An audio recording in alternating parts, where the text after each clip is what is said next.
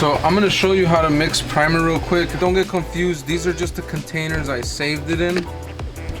I already threw the can out because this is all I had left, so I'll link the brand and the part number for this primer in the description. 4-to-1 primer, and it's really good for heavy buildings. This stuff works great for that because 4-to-1 is a thicker mixture, and this one's just a really nicer blend, thicker, and it lays out nice. 2-part mix. You got your hardener. In this case, this is fast. Just because we're working in colder conditions right now, we just want nothing other than fast. Usually when you buy these mixing cups, you're gonna have aisles of mixing ratios on the side of it, and in this case this one's a 4-to-1, so you follow this graph. So 4 parts is on this side, 1 part is on this side, the 10% or the 1 is on this side. We're gonna ignore these 2 aisles and we're just gonna follow these 2 because this is only a 4-to-1. I'm gonna go on my empty cup, I'm gonna go on my 4-to-1. I already mixed this. This is already agitated. So I'm gonna need about 4 parts of primer. I'm on that 4, so that's already 4 parts. And now you put 1 part of hardener, which is to the next 4 on the next line. So I'm gonna go up to the 4, and that's literally it. So I like having my mix slightly thicker, but you can reduce it. You can use a universal reducer, or you can buy the reducer for this primer. Sometimes when it's too thick for me, I just use a splash, which is 10% of some fast reducer, and it waters it down for you. In this case, I don't want it thin because it's cold out. Like I said, I have a 1.8 tip on my gun, so it could shoot this thicker stuff easily. This is my primer gun. As you can see, it's very beat up. Not really beat up, just dirty. I don't really care for it too much. It just does the job as long as the insides are clean and my nozzles are clean. This is an Iwata Gunza. It's a 1.8 tip, so it shoots primer very nice. I'll put the link in the description for this gun also. This was about $120 for the gun setup with the cup.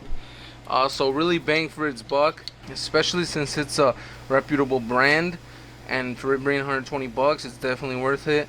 I do recommend getting a spare cup because these suck. These are plastic cups. They tend to leak if you don't really clean them that good, but the buildup on these cups gets so bad sometimes. You know, the lid doesn't properly close, and I usually just put tape around it and call it good. Also, real quick, this is DTM primer, meaning it's direct to metal. You don't have to put any etch primers or nothing on the bare metal. This goes straight over and it protects it. So this is why I like that primer also. It's like a 2-in-1. Then you just get a strainer and you pour it in.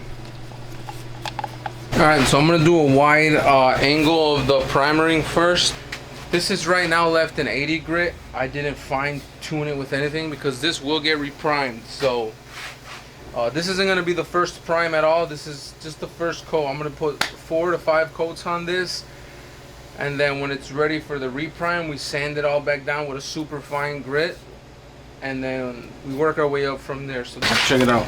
This is my gun setup. It's a little janky, but remember, this tape I got on here is just my little extra safety so it doesn't leak out of the cup. I need a new cup. Don't matter, still works. Let me show you real quick what PSI I spray at. So, I mean, honestly, I don't have a certain set PSI. With primer, it's different than base coat and clear coat. Those you have to have a set PSI rate. This one, the slower you move, more material goes onto the actual car. So right now my fan is open about 40% wide on my fan.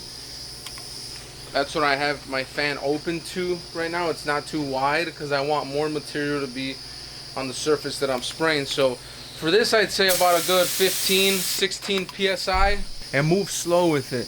You don't want to be too fast. You're not spraying paint. You're not blending out any colors. So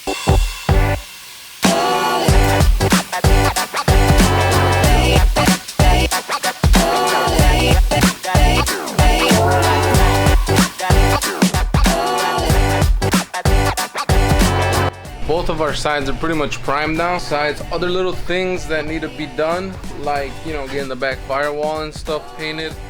I say we got a majority of it pretty close. Everything's gonna be perfected towards the end, because I still need to pull subframe to paint it, suspension work, wheels are getting rebuilt, so many things that are still on the list. But I'm doing all the messy work first. Like I said, you'll get a better picture of it once it's sanded and reprimed and the whole engine bay gets a nice coat of primer. And then once it's ready for paint, and once we're in a better position to videotape it, we could show you how to paint the bay. The bay is gonna get painted here, and then I'll show you step by step how to paint it, how to mix the paint and all that stuff, how to apply clear coat, what gun I use, all that good stuff. So for now, this is how it is.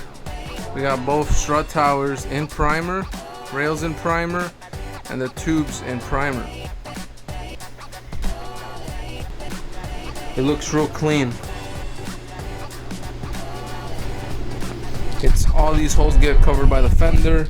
The overspray on the firewall does not matter. It's gonna get grinded down. I'm just priming this in portions because I just don't want it to rust in these conditions. With it being cold out and with the moisture in the garage, it could easily start to rust. So it's in my favor to hurry up and get it in primer. And next we're gonna be doing them holes and body work on them, and then this whole engine bay will be primed and we can get moving with other stuff. That's how you apply primer. I know this wasn't the best scenario to really show you guys how it actually lays out on like every other normal collision job, because it's not the same. For collision work, you want it to be more smoother, you want it to lay out a lot wider, you want your fan to be more accurate. You know, this we're trying to bury, we're trying to fill. That's how a lot of this custom work is done, so that's why it was done this way. And obviously the better equipment I have at the shop is not what I have here, even though this is still some good stuff for myself that I use all the time and always makes the job look great. Some prefer other brands, some prefer different guns. It doesn't matter, it's all preference, so it really depends what you like. Also, if anybody's interested in buying a manual IS300, it's super clean. My little brother's selling his. Dawn Musk flares. We got Oscuro Garage front fenders with the vents. Powder coated white wheels. TRD front fiberglass bumper. Car's in really fair shape. It looks good, drives good. It's manual. Healthy engine. I think it's fun. Definitely a fun little daily or little weekend car, whatever you want to call it. All right, so I cut out a piece of sheet metal that I bought from the store. It's a 10 by 15 piece of sheet metal, and I just cut out a little piece. Now look, so pretty much look at the backside like this. You weld it.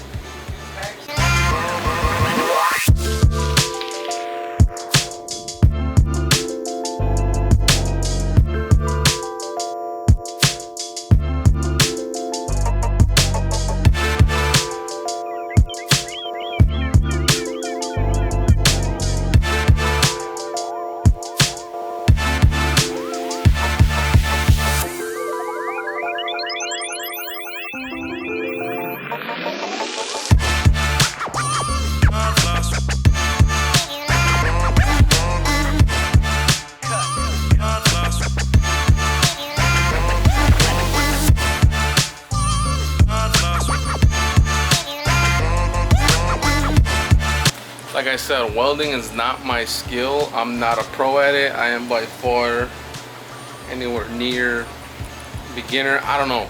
I'm just not confident with it at all, but I'm making sure it's penetrating, and I'm making sure I could grind it down to make it look nice enough to put a skim coat of filler on. But yeah, like I said, I'm doing my best and I'm learning as I go. So this is just to fill all the unevenness and make it flat. That's gonna get smoothed out real nice, and so is this. And that's literally all the filler that's left to get done on the engine bay. Happy Thanksgiving from me and my lady.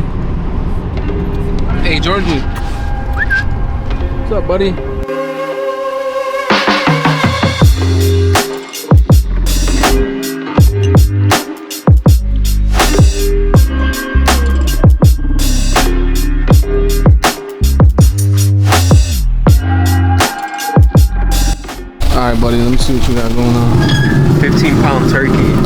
spatchcocked.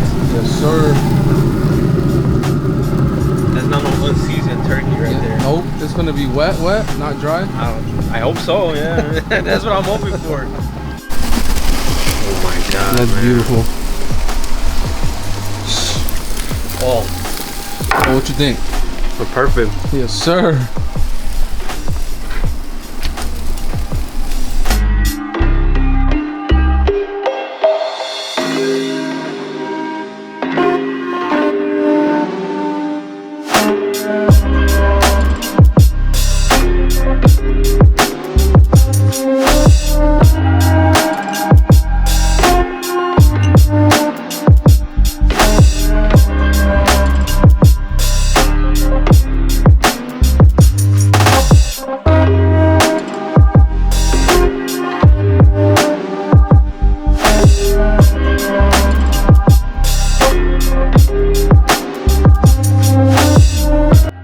Alright, here we have it. Freshly primed engine bay. Got my HVAC hose deleted. But remember, this will get sanded down with 180 grit up to 320, and then get a final prime on the entire thing. That way everything gets smoothed out and there's no scratches, you don't see no low spots, no imperfections. Everything is gonna get perfected after this. So as you can see, there's still a lot of holes. This isn't a proper show car engine bay shave. This is just a clean, subtle shave, I would say. I mean, like I said, I didn't go too crazy with it, but I didn't want to go too crazy with it because at the end of the day, it's kind of pointless for me to do all that. So I did all the most important features to me, which were the strut towers, the rails, a little bit of the firewall, make it smooth. Delete what I wasn't using. Just imagine an engine right here and exhaust coming out that way. All the other little master cylinders over there. A little bit of wiring here and there, and I mean, the engine bay is going to be very clean regardless. So not too OEM, not too show. I know I was bouncing around with clips here and there, but this was just kind of a random 1 week film type of thing of clips of everything that I've done throughout the week. But for the most part, the engine bay's primed. We're far from done. This is very good progress still, and the next video we're gonna start digging into the roof, stripping it, and a lot more other things I gotta get off the list. So for now, this is the end of the video. I hope you guys enjoyed it. I'm gonna have weekly videos on the build if any of you guys are interested in the build process. So if you want to subscribe and get notified when I upload any videos. But this is the end of the video, so I appreciate it, and I'll see you guys next time.